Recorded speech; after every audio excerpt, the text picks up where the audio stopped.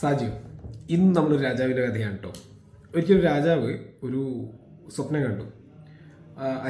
ആ രാജാവ് ഒറ്റയ്ക്കൊരു സ്ഥലത്ത് ഇങ്ങനെ അകപ്പെടുകയും അവരുടെ ബന്ധുക്കളെല്ലാം ഇങ്ങനെ പെട്ടെന്ന് ദൂരത്തേക്ക് പോവുകയും ചെയ്യുന്ന ഇരുട്ടിലേക്ക് ഇങ്ങനെ മറഞ്ഞു പോവുകയാണ്. അപ്പം ആ രാജാവിന് ഭയങ്കര പ്രശ്നം ഉണ്ടാവുകയും ഞെട്ടി എഴുന്നേൽക്കുകയും ചെയ്യും.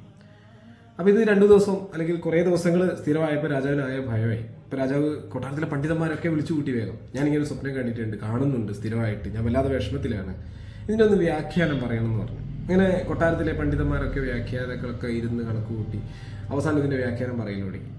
അപ്പം ഓരോരുത്തരും പറയാൻ തുടങ്ങി.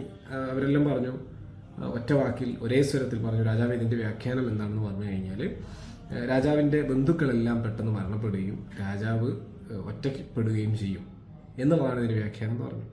രാജാവ് ആകെ വിഷമത്തിലായി, ആകെ പ്രശ്നത്തിലായി. എല്ലാവരെയും പിടിച്ച് തുറുങ്കിലടക്കാൻ പറഞ്ഞു. ക്ഷോഭത്തോടുകൂടെ ആ കൊട്ടാരത്തിൽ നിന്ന് അലമുറയിട്ടു. അപ്പോൾ രാജാവ് പെട്ടെന്നൊരു ഐഡിയ പറഞ്ഞു. ഇപ്പം നമ്മുടെ ഈ രാജ്യത്തുള്ളവരല്ലാത്ത വേറെ ആളുകളുണ്ടല്ലോ. രാജാവ് പ്രഖ്യാപിച്ചു, ഈ രാജ്യത്ത് എൻ്റെ ഈ സ്വപ്നത്തെ വ്യാഖ്യാനിക്കാൻ ആരെങ്കിലും തയ്യാറായാൽ, കൃത്യമായ വ്യാഖ്യാനം നൽകിയാൽ അവർക്ക് 1000 സ്വർണ്ണ നാണയം നൽകും. അത് തെറ്റാണെങ്കിൽ തല ഞാൻ വെട്ടുന്നു പറഞ്ഞു. അങ്ങനെ രാജാവ് പ്രഖ്യാപിച്ചു കേട്ട് ആരും മുന്നോട്ട് വന്നില്ല. തലവെട്ടുന്ന കേസല്ലേ, വലിയ വിഷമം തന്നെയാണ്. അപ്പം ഒരു ചെറുപ്പക്കാരൻ കടന്നു വന്നു പതിയെ. ഈ ചെറുപ്പക്കാരൻ ഒരു സുഖം, രാജാവിൻ്റെ സംശയമേ ഇവനോ എന്നൊക്കെ ചോദിച്ചു.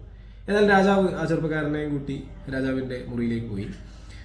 അവിടുന്ന് ആ ചെറുപ്പക്കാരൻ ഈ രാജാവിൻ്റെ സ്വപ്നത്തെ വ്യാഖ്യാനിച്ചു കൊടുക്കുകയാണ്. രാജാവ് ഭയങ്കര സന്തോഷത്തോടു കൂടി പുറത്തേക്ക് വരുന്നു.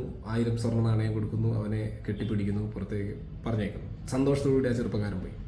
എന്തായിരിക്കും സാജു പറഞ്ഞു നോക്കി, എന്തായിരിക്കും അവർ ആ സ്വപ്നത്തിനെ വ്യാഖ്യാനിച്ചത്, എങ്ങനെയായിരിക്കും? ഇത് തന്നെയാണെന്നാ മന്ത്രിക്കും തോന്നി. മന്ത്രി ആ ചെറുപ്പക്കാരൻ്റെ പിറകിൽ ഓടി. എന്ന് ചോദിച്ചു, എന്താണ് നീ വ്യാഖ്യാനം ചെയ്തത്? അപ്പം അയാൾ പറഞ്ഞു, സത്യത്തിൽ എനിക്ക് സ്വപ്നത്തെ വ്യാഖ്യാനിക്കാമെന്ന് അറിയില്ല. ഇവിടെ വന്ന പണ്ഡിതന്മാർ വ്യാഖ്യാനിച്ച് തന്നെയാണ് ഞാനും പറഞ്ഞത്, പക്ഷേ ചെറിയൊരു വ്യത്യാസം ഉണ്ടായിരുന്നു. അപ്പം മന്ത്രിക്ക് ആകാംക്ഷ, എങ്ങനെയാണ് ഇത് ചെയ്തത്? അപ്പോൾ അയാൾ പറഞ്ഞു, സിമ്പിൾ, ഞാൻ ചെയ്തതെന്താണെന്ന് പറഞ്ഞാൽ ഞാൻ രാജാവിനോട് ആ പറഞ്ഞ തന്നെ ഒന്ന് മാറ്റി പറഞ്ഞു, അല്ലെങ്കിൽ അത് തന്നെ ഒന്ന് ശരിയായ രീതിയിൽ പറഞ്ഞു. സിമ്പിളാണ് ഇങ്ങനെ. അതായത്, രാജാവേ, നിങ്ങൾക്ക് നിങ്ങളുടെ ബന്ധുക്കളെക്കാളൊക്കെയും ഒരുപാട് ആയുസ് കൂടുതലുണ്ട് എന്ന് പറഞ്ഞു. വളരെ സിമ്പിളാണ്. ഈ വാക്ക് ചെറുക്കനെന്ന് മാറിയിട്ടേ ഉള്ളൂ. അപ്പോൾ രാജാവിന് ഭയങ്കര സന്തോഷമായി. കാരണം എൻ്റെ ചുറ്റുമുള്ള എൻ്റെ ബന്ധുക്കളെക്കാളൊക്കെ എനിക്ക് ഈ ലോകത്ത് ആയുസ് കൂടുതലുണ്ട് എന്ന സന്തോഷത്തിലേക്ക് രാജാവ് മാറി.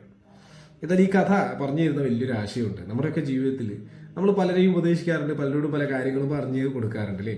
പലപ്പോഴും നമ്മൾ പറയുന്ന ഉപദേശങ്ങളൊക്കെ അപ്പുറത്തിരിക്കുന്ന ആൾക്ക് ഭയങ്കര ദേഷ്യം ഉണ്ടായി, പ്രകോപനം ഉണ്ടായി, ആകെ പ്രശ്നമായി, തല്ലായി മാറാറുണ്ട്.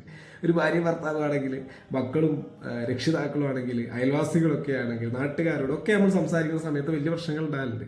നമ്മൾ ഉപയോഗിക്കുന്ന വാക്കുകൾ ഭയങ്കര പ്രാധാന്യമുള്ളതാണ്. അപ്പുറത്തും ഇപ്പുറത്തും മാറ്റി ഉപയോഗിക്കുമ്പോൾ അതിൻ്റെ അർത്ഥം മൊത്തം മാറുന്നതാണ് വാക്കുകൾ എന്ന് പറയുന്നത് അല്ലേ.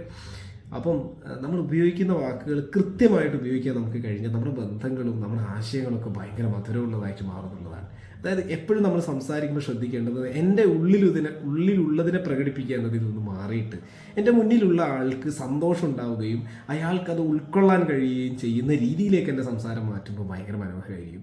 എത്രത്തോളം പറഞ്ഞാൽ നിങ്ങൾ ചിന്തിച്ചു നോക്കി, ചെറിയ രീതിയിലെങ്കിലും നമ്മുടെ ചെറിയ കുട്ടികളോട് നമ്മൾ സംസാരിക്കുന്നത് വളരെ സോഫ്റ്റ് ആയിട്ടല്ലേ. അതെ, ആ രീതിയിൽ നമുക്ക് വലിയ ആളുകളോട് നമ്മൾ സംസാരിക്കില്ലല്ലോ. പക്വതയുള്ളവരോട് വല്ലാത്തവരോട് 2 രീതി. അതായത് ആളുകൾക്കനുസരിച്ച് സംസാരിച്ച് തുടങ്ങി കഴിഞ്ഞാൽ ഒരുപാട് ആളുകൾ നമ്മളിലേക്ക് അടുക്കുകയും നമുക്ക് നല്ല ബന്ധങ്ങൾ ഉണ്ടാക്കിയെടുക്കാനും കഴിയുന്നുള്ളതാണ്. ഓക്കെ അല്ലേ? Thank you.